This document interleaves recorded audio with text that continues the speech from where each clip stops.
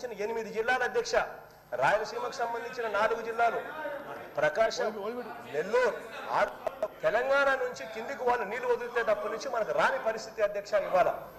ఆ పరిస్థితి ఈ రోజు ఉంది కాబట్టి కేసీఆర్ గారు ఒక అడుగు ముందుకు వేసి మెగ్నానిమిటీ చూపించాడు.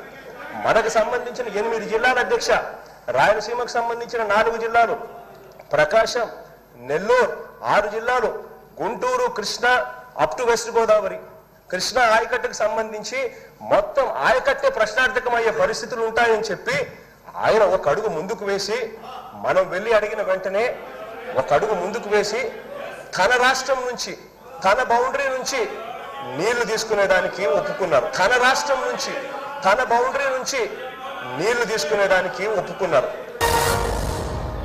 Okay okay. తెలంగాణ శాసనసభ గౌరవ సభ్యులందరికీ నేను మనవి చేసేదంటే, ఆ వీడియోలో ఆంధ్రప్రదేశ్ ముఖ్యమంత్రి గౌరవ జగన్మోహన్ రెడ్డి గారు తెలంగాణ ముఖ్యమంత్రి, ఆనాటి ముఖ్యమంత్రి కేసీఆర్ గారికి ధన్యవాదాలు చెప్తున్నాడు. వాళ్ళ ఏరియా నుంచి, వాళ్ళ బౌండరీ నుంచి వాళ్ళ నీళ్ళు మనకిస్తుండు, కేసీఆర్ గారికి మనం ధన్యవాదాలు చెప్తున్నారు. ఏం సార్ మీరు ఇది? స్పీకర్ సార్ ఇంత జగన్మోహన్ రెడ్డి గారు వాళ్ళ శాసనసభలో తెలంగాణ ముఖ్యమంత్రి కేసీఆర్ వాళ్ళకి పోవాల్సిన నీళ్లు మనకిస్తున్న విషయం మేము ఆన్ రికార్డ్ వీడియో చూపెట్టినాం. Speaker sir, on the one side KCR garu ఆంధ్రాకి మనకి రావాల్సిన కృష్ణా నదీ జలాలు, గ్రావిటీ ద్వారా రావాల్సిన నీళ్లు వాళ్ళు తీసుకుపోతుంటే నిశ్శబ్దం కూడా కాదు, జగన్మోహన్ రెడ్డి గారు ధన్యవాదాలు చేస్తారు. కృష్ణా నదీ జలాల్లో మీరు అన్యాయం చేసినారు. ఇది చాలా విచిత్రంగా ఉంది. మరి సరే, మీరు ఎవరన్నా అది గోదావరి జలం అంటే కాదు, కృష్ణా నదీ జలాలు. ఒకసారి జాగ్రత్త వినండి.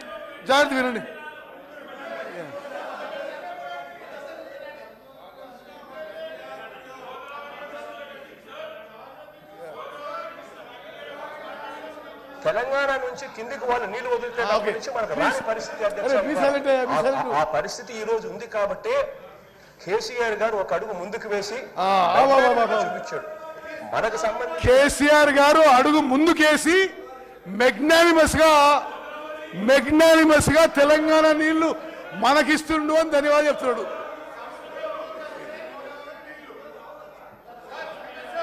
మీరు యావత్ speaker sir, through you I wish to clarify to all the members and to the entire Telangana public and Telangana farmers, మేము అపీల్ చేస్తున్నాం.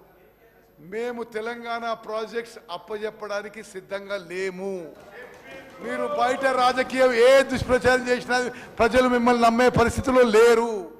మీరు నల్గొండలో సభ పెట్టుకోండి, ఎక్కడ సభ పెట్టుకోండి, తెలంగాణకు చేసిన అన్యాయం కృష్ణా నదీ జలాలు మీరు మోసం చేసినారు. కృష్ణా రివర్ వాటర్స్ ఆంధ్రప్రదేశ్ దొంగలిస్తే మీరు కోఆపరేట్ చేసినారు. మీరు నల్గొండ పోయే ముందు తెలంగాణ ప్రజల నుంచి కృష్ణా నదీ జలాల్లో మీరు మోసం చేసినందుకు, అన్యాయం చేసినందుకు క్షమాపణ కోరాలని చెప్పి డిమాండ్ చేస్తూ ముగిస్తున్నాను.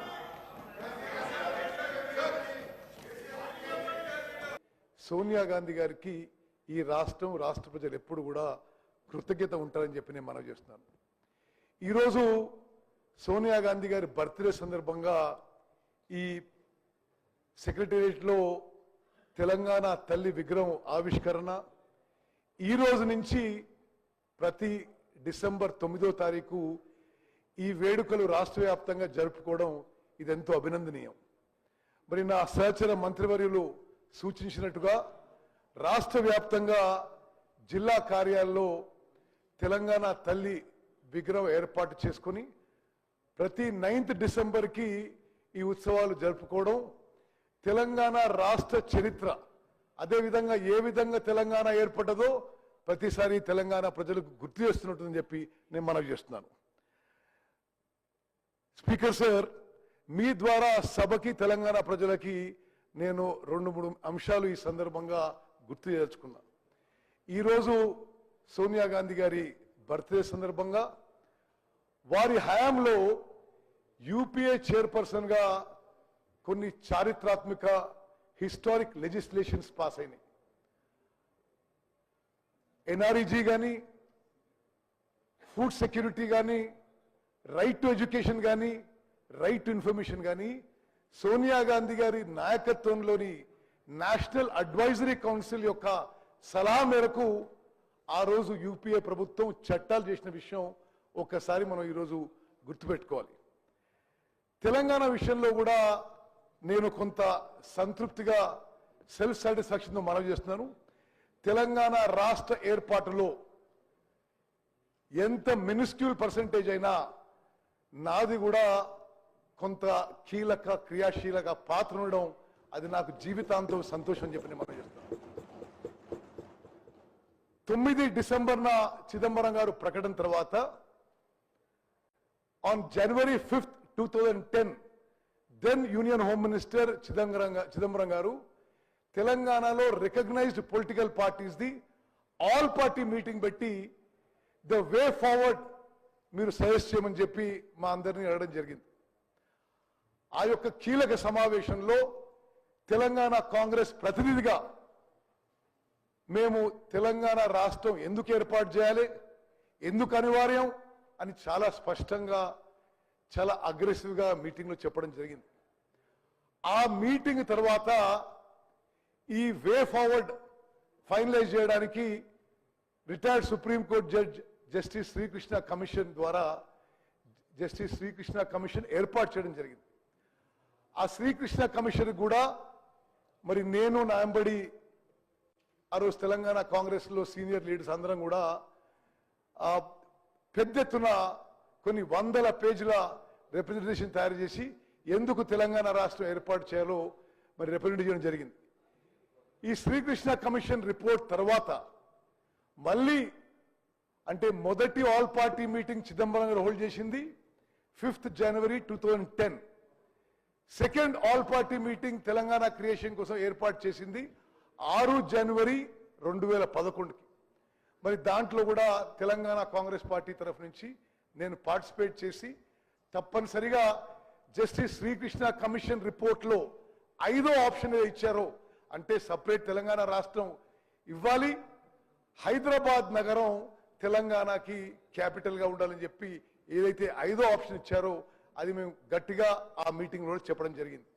ఆ తర్వాత కేంద్ర ప్రభుత్వంపై ఆనాటి యూపీఏ ప్రభుత్వంపై అనేక ఒత్తిడి వచ్చినా మరి రాజకీయంగా కొంత ఇబ్బంది పడ్డ ఆనాటి యూపీఏ ప్రభుత్వం మరి చైర్పర్సన్ సోనియా గాంధీ గారి దృఢ సంకల్పం వల్ల ఇచ్చిన మాట నిలబెట్టుకోవాలనే వారి తత్వం వల్లనే తెలంగాణ రాష్ట్రం ఏర్పాటైంది. 2004లో కరీంనగర్లో సోనియా గాంధీ గారు తెలంగాణ రాష్ట్రం ఏర్పాటు చేస్తామని ఇచ్చిన హామీ మరి 2014 అది ఫుల్ఫిల్ అయిందని చెప్పి నేను మనవి చేస్తున్నాను. అదేవిధంగా జూలై 30 తారీఖున 2013కి కాంగ్రెస్ వర్కింగ్ కమిటీ తెలంగాణ రాష్ట్రం ఏర్పాటు చేస్తామని చెప్పి స్పష్టమైన ప్రకటన ఇవ్వడం, ఆ తర్వాత ఫిబ్రవరి 2014లో ఈ చట్టం లోక్సభలో ప్రవేశపెట్టి పాస్ చేయడం మరి ఆనాటి కాంగ్రెస్ ఎంపీస్ది అందరిది చాలా కీలక పాత్ర ఉంది. ఫిబ్రవరి 20 తారీఖున 2014లో రాజ్యసభలో చట్టం పాస్ అయి మరి ఆ తర్వాత భారత రాష్ట్రపతి దీన్ని గెజెట్ నోటిఫికేషన్ ఇవ్వడం జరిగింది.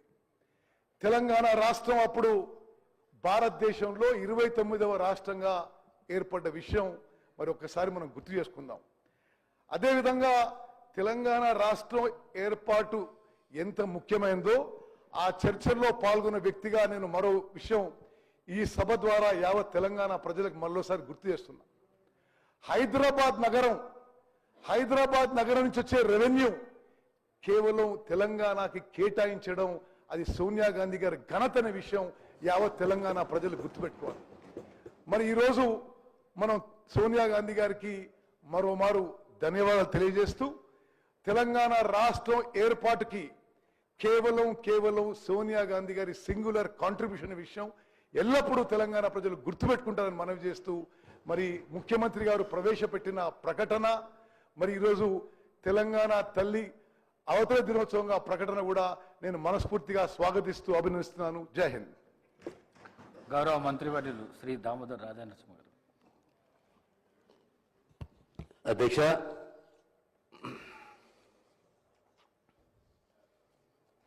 ముఖ్యమంత్రి గారి స్టేట్మెంటు ప్రత్యేకంగా తెలంగాణ తల్లి విగ్రహావిష్కరణ, తర్వాత తెలంగాణ రాష్ట్ర గీతము, ఇవన్నిటిపైన చాలా చక్కగా ఓ స్టేట్మెంటు ఈ హౌస్లో ఇవ్వడము, దీని కొద్దిగా డెప్త్గా మనము ఒక్కసారి గౌరవ ముఖ్యమంత్రి గారు ఇచ్చిన స్టేట్మెంట్ని మనం విశ్లేషణ చేసుకుంటే, ఈ భూ ప్రపంచంలో ఏ జాతికైనా గుర్తింపు గౌరవం ఆ జాతి అస్తిత్వమే.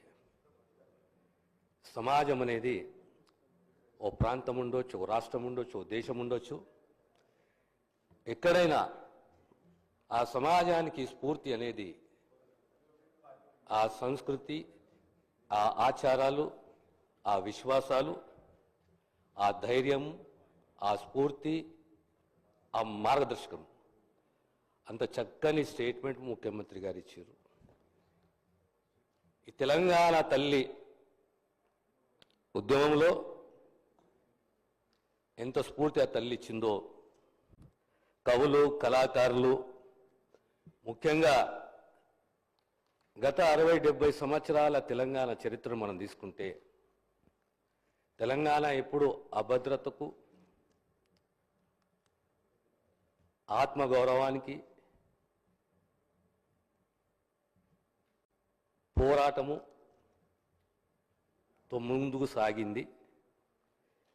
ఈ 60-70 సంవత్సరాల పోరాటంలో అది నిజాం కాలం కానీ, ఆ తర్వాత సమైక్య రాష్ట్రంలో కానీ ప్రధాన పాత్ర పోషించింది కవులు, కళాకారులు, సంఘాలు. అందులో ముఖ్యంగా గౌరవంగా చెప్పుకోవాలి మనం ఈరోజు మన పిల్లలు త్యాగాలు, తెగింపులు, ధైర్యము, ప్రత్యేకంగా ఉస్మానియా, కాకతీయ. మళ్ళీ విడత తెలంగాణ 69 తెలంగాణ ఉద్యమం ఒక రకంగా ఉంటే, ఆ తర్వాత వచ్చిన తెలంగాణ ఉద్యమం ఒక రకం. తెలంగాణ ఉద్యమము తెలంగాణ సమాజానికి సంబంధించింది. తెలంగాణ సమాజము ఎందుకు అభద్రత గురైతుండే ఎప్పుడు అనేది ఒక అంశం అధ్యక్ష. అందులో మేము కూడా ఉస్మానియా అల్యూమిని అధ్యక్ష, అక్కడ చదువుకున్న చిన్నలో తొందరగా సిద్ధాంతాలకు సాధించాలనే పట్టు, తెగింపుకు ప్రతిరూపము, పరాయపదము ఉస్మానియా కాకతీయ అధ్యక్ష. ఈనాడు తెలంగాణ రాష్ట్రము కళ సాకారమైన మనం ఎప్పుడు మన యువత త్యాగదనులు, త్యాగమూర్తులను జీవితంలో ఎప్పుడు మర్చిపోదు అధ్యక్ష.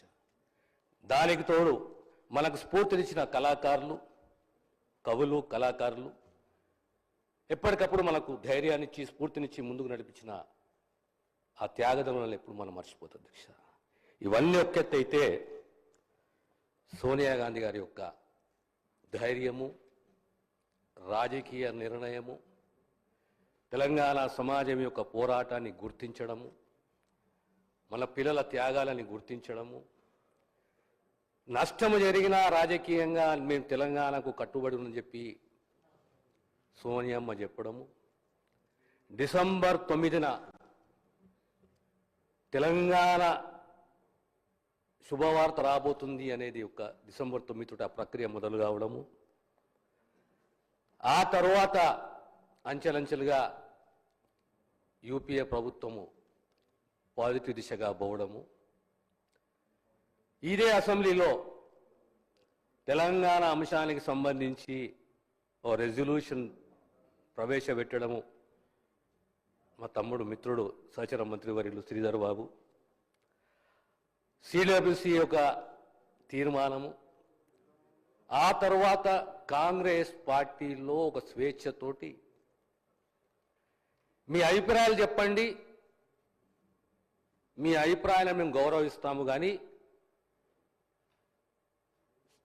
సమైక్య రాష్ట్రమే కానీ, పార్టీ స్టాండే కానీ, తెలంగాణ స్టాండే కానీ, ఆంధ్రప్రదేశ్ ప్రభుత్వము కాంగ్రెస్ పార్టీ చెప్పాలని చెప్పి ఓ నిర్ణయం తీసుకుంటే, ఆనాటి అగ్రనాయకులు ఒక్కొక్కరు స్టాండ్ తీసుకుంటే,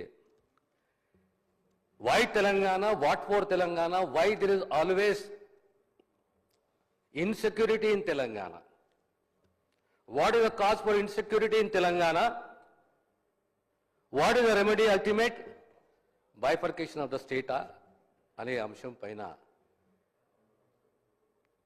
కాంగ్రెస్ హైకమాండ్ ఒక అవకాశం ఉంది అధ్యక్ష. నాకు కూడా తెలంగాణలో ఉన్న మేధావులు,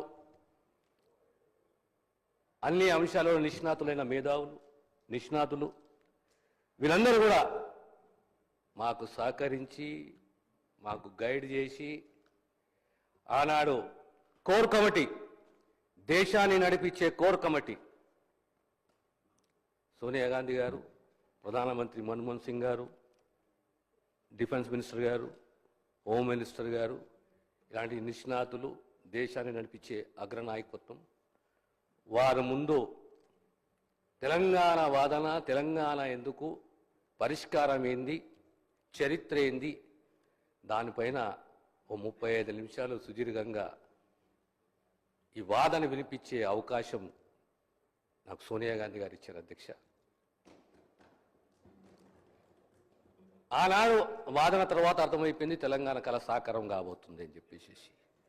కానీ ఆనాడు ఆ పర్సనల్ ఇంటరాక్షన్లో పెద్దలందరితోటి, సోనియమ్మతోటి నాకు అర్థమైంది ఒకటే అధ్యక్ష, ఆ మహానేత, ఆ తల్లి మానవత్వానికి ప్రతిరూపం, ఒక కమిట్మెంటు, మాట ఇస్తే మాట నిలబెట్టుకునే ధైర్యము, ఆ నిబద్ధత ఆ తల్లికి ఉంది. ఈరోజు తెలంగాణ కళ సాకారమైన తర్వాత కూడా ఆనాటి లీడర్ ఆఫ్ ద హౌస్ ఇక్కడనే స్టేట్మెంట్ ఇచ్చిండు. తన స్టేట్మెంట్ ఈ రోజున కొత్తగా కొలుదిన తెలంగాణ రాష్ట్ర శాసనసభలో తెలంగాణ రాష్ట్ర శాసన నాయకుడిగా, తెలంగాణ రాష్ట్ర ముఖ్యమంత్రిగా శ్రీమతి సోనియా గాంధీ గారికి నేను హృదయపూర్వకమైనటువంటి కృతజ్ఞతలు తెలియజేస్తున్నానని చెప్పేసి. అధ్యక్ష, రాజకీయాల్లో ఓటమి గెలుపు అనేది సహజం.